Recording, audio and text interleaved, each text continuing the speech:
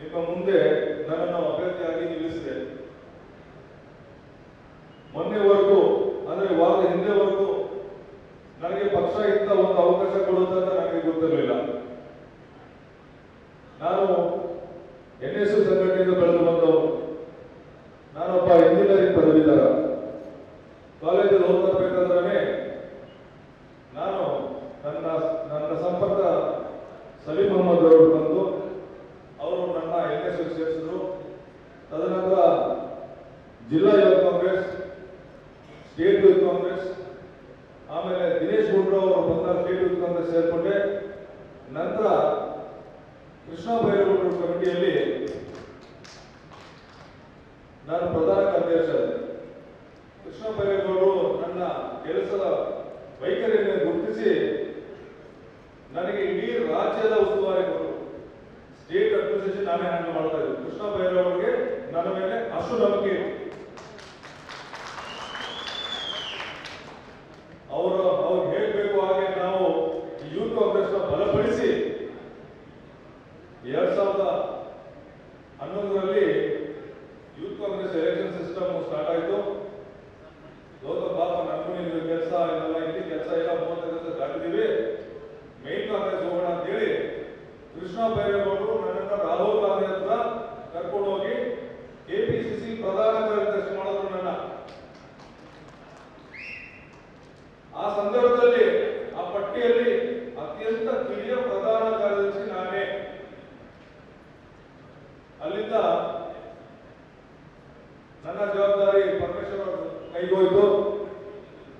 ಅವ್ರು ನನ್ನ ಯಾದಗಿರಿ ಇನ್ಚಾರ್ಜ್ ಆಗಿದ್ರು. ನಿಮಗೆಲ್ಲ ಗೊತ್ತಿರುತ್ತೆ, ಯಾದಗಿರಿ ಎಷ್ಟು ದೂರ ಇದೆ, ಗುಲ್ಬರ್ಗ ಹತ್ರ ಇದೆ.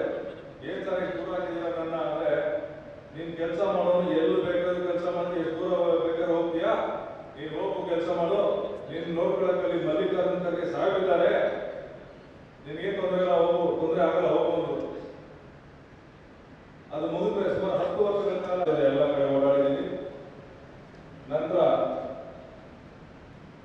ನಮ್ಮ ಲೀಡರ್, ನಮ್ಮ ನಾಯಕರು DK ಶಿವಕುಮಾರ್ ಅಧ್ಯಕ್ಷರಾದರು. ನಾನು ನೋಡಿದಾಗೆಲ್ಲ ನಿನ್ಗೇನೋ ಒಂದು ಮಾಡ್ತೀನಿ ಕಣೋ, ನಿನಗೆ ಬಹಳ ಅನ್ಯಾಯ ಆಗಿದೆ, ನೀನು ಪಕ್ಷದ ನಿಷ್ಠಾವಂತ ಕಾರ್ಯಕರ್ತ, ಬಟ್ ನಿನಗೆ ಸಲ್ಲಬೇಕಾದಂತ ಯಾವುದು ಸ್ಥಾನಮಾನ ಸಿಕ್ಕಿಲ್ಲ, ನಿನ್ಗೇನಾದ್ರು ಮಾಡ್ತೀನಿ ಕಣೋ ಅಂತ ಅಂದ್ರು. ಏನೋ ಕೌನ್ಸಿಲರ್ ಏನೋ ಮಾಡ್ತಾರೆ ಅಂತ ನಾನು ಅನ್ಕೊಂಡಿದ್ದೀನಿ. ನನಗೆ MP ಮಾಡಿದ್ದಾರೆ. ನಾನು ಯಾಕೆ ಮಾತಾಡ್ತೀನಿ ಅಂದ್ರೆ,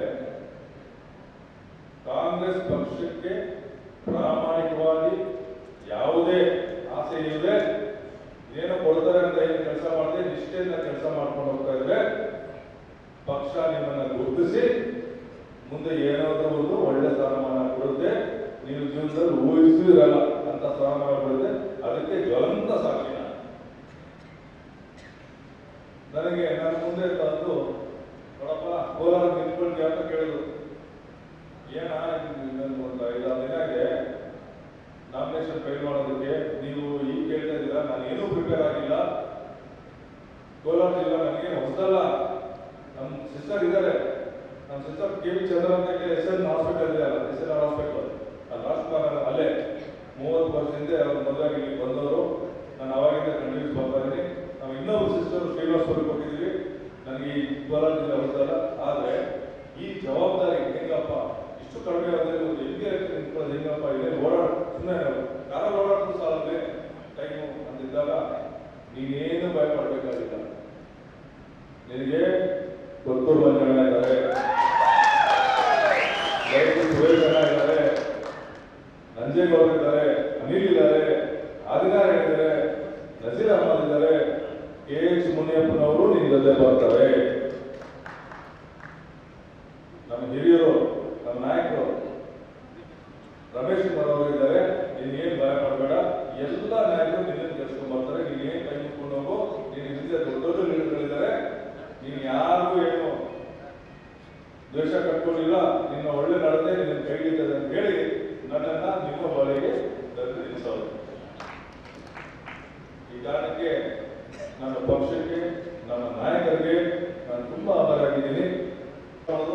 ಅದೇ ರೀತಿ ಕೆಲಸ ಮಾಡಿದ್ರೆ ನಿಮ್ಮ ಅಭ್ಯರ್ಥಿ ನಾನು ಗೆಲ್ತೀನಿ. ನಾನೇ ಖರ್ಗೆ ಅವರು ಗೆಲ್ತಾರೆ, ರಾಹುಲ್ ಗಾಂಧಿ ಅವರು ಗೆಲ್ತಾರೆ, ಪ್ರಜಾಪ್ರಭುತ್ವ ಗೆಲ್ಲುತ್ತೆ. ನಮ್ಮ ಸಿದ್ದರಾಮಯ್ಯನವರು ಹೇಳಿಕೊಟ್ಟಿರುವಂಥದ್ದು 5 ಗ್ಯಾರಂಟಿಗಳು, ಹೇಳಿದ್ರೆ ಸುಮಾರು ಗ್ಯಾರಂಟಿಗಳು ಕೊಟ್ಟಿದ್ದಾರೆ. ನಮ್ಮ ಜಮೀರ್ ಅಹಮದ್ ಸರ್ ಹೇಳ್ತಾರೆ, ಹೇಗೆ ಏನು ಪ್ರಧಾನಮಂತ್ರಿ ಹೌಸಿಂಗ್ ಯೋಜನೆ ಅಂತ ಏನಿದೆ, 1.5 ಲಕ್ಷ ಕೇಂದ್ರ ಸರ್ಕಾರ ಕೊಡುತ್ತೆ, 1.5 ಲಕ್ಷ ರಾಜ್ಯ ಸರ್ಕಾರ ಕೊಡಬೇಕು, 4.5 ಲಕ್ಷ ಫಲಾನುಭವಿಗಳು ಕೊಡಬೇಕು ಅಂತ.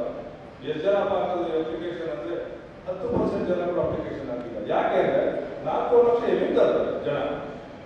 ಆಮೇಲೆ ಇವ್ರೇನು 1.5 ಲಕ್ಷ ಕೊಡ್ತಾರಲ್ಲ ಕೇಂದ್ರ ಸರ್ಕಾರದಿಂದ, ನಿಮಗೆ ಪ್ರಧಾನಮಂತ್ರಿ ಆವಾಸ್ ಯೋಜನೆ ಅಂತ ಅವರೇ ಇಟ್ಕೊಂಡು ಕೊಡುವಂತ ಕಾರ್ಯಕ್ರಮ ಇರ್ತಾರೆ. ಅವ್ರೇನು 1.5 ಲಕ್ಷ ಕೊಡ್ತಾರಲ್ಲ ಅದನ್ನ 1,30,000 GST ರೂಪಾಯಿ ವಾಪಸ್ ಮಾಡ್ತಾರೆ. ಅಂದ್ರೆ ನಿಮಗೆ ಬರೀ 20,000ನೇ ಬರೋದು. ಅದಕ್ಕೆ ದೊಡ್ಡ ದೊಡ್ಡ ಬ್ಯಾನರ್ಗಳನ್ನು ಪ್ರಚಾರ ಮಾಡ್ತಾರೆ, ಇದು ನಮ್ಮ ಯೋಜನೆ ಎಲ್ಲ ಸುಳ್ಳು. ಅದನ್ನ ಸಿದ್ದರಾಮಯ್ಯನವರು ಜಮೀರ್ ಅವರು ಸೇರ್ಕೊಂಡು ಎಲ್ಲಿಂದ ಕಟ್ತಾರೆ ಬಡವರು 4 ಲಕ್ಷ ಅಂತ ಹೇಳಿ ಆ ಸಂಪೂರ್ಣ 4 ಲಕ್ಷನೇ ರಾಜ್ಯ ಸರ್ಕಾರಕ್ಕೆ ಕೊಡಬೇಕಂತ ತೀರ್ಮಾನ ತಗೊಂಡಿದೆ. ಅದು ನಮ್ಮ 6ನೇ ಗ್ಯಾರಂಟಿ. ಈ ತರ ಹಗಲಿರುಳು ಪ್ರತಿನಿತ್ಯ ಬರೀ ಜನಗಳ ಪರ ಯೋಚನೆ ಮಾಡೋರು ನಮ್ಮ ಸಿದ್ದರಾಮಯ್ಯನವರು, ನಮ್ಮ DCM ಅವರು, DK ಶಿವಕುಮಾರ್ ಅವರು. ದಯವಿಟ್ಟು ಕಾರ್ಯಕ್ರಮಗಳು ಜನಗಳಿಗೆ ಒಳ್ಳೇದು ಮಾಡೋದಕ್ಕೋಸ್ಕರ ನೀವು ಓಟ್ ಹೋಗುತ್ತೆ. ನಿಮ್ಗೆ ಓಟ್ ವ್ಯರ್ಥ ಆಗಲ್ಲ. ನೀವು ಒಂದೊಂದು ಓಟ್ ಏನಾಗ್ತೀರಾ ಅದು ನಿಮ್ಮ ಜೊತೆಲಿರೋರಿಗೆ ಸಹಾಯ ಆಗುತ್ತೆ.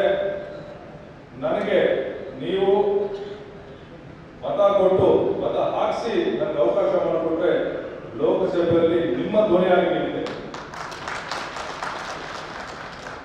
ನಿಮಗೆ ಏನೇನು ಬರಬೇಕು ಕೇಂದ್ರ ಸರ್ಕಾರದಿಂದ ಅದನ್ನ ತಂದುಕೊಡುವಂತ ಜವಾಬ್ದಾರಿ ನನ್ನ ಮೇಲೆ ಇರ್ತದೆ. ನಿಮ್ಮ ಕುಂದುಕೊರತೆಗಳನ್ನು ಬೇರೆ ಮಾಡಿದಲ್ಲಿ ನಾನು ಹೇಳ್ತೀನಿ, ನಿಮ್ಮ ಮನಗಾರನ ಹೇಳ್ತೀನಿ, ನಿಮ್ಗೆ ಏನು ಬೇಕೆಲ್ಲ ಸೌಲಭ್ಯಗಳು ನಾನು ತಂದುಕೊಳ್ತೀನಿ. ಈ ಕೋಲಾರ ಬೆಂಗಳೂರು ಸಮ ಬರಬೇಕು. ಯಾರು ಕೋಲಾರದಿಂದ ಬೆಂಗಳೂರು ಹೋಗಬಾರ್ದು, ಬೆಂಗಳೂರಿಂದ ಕೋಲಾರ ಬರಬೇಕು ಅಂತ ಅಭಿವೃದ್ಧಿ ನಾನು ಮಾಡಿ ತೋರಿಸ್ತೀನಿ. ನನಗೆ ಐಡಿಯಾ ಇದೆ. ನನಗೆ ನೀವು ಒಂದು ಅವಕಾಶ ಕೊಟ್ಟರೆ ಸರ್ ನಾನು ಮಾಡ್ತಿರ್ತೀನಿ ಅಂತ ಹೇಳಿ ನನಗೆ ಅವಕಾಶ ಕೊಟ್ಟ ಎಲ್ಲರಿಗೂ ವಂದಿಸ್ತಾ ನನ್ನ ಮಾತು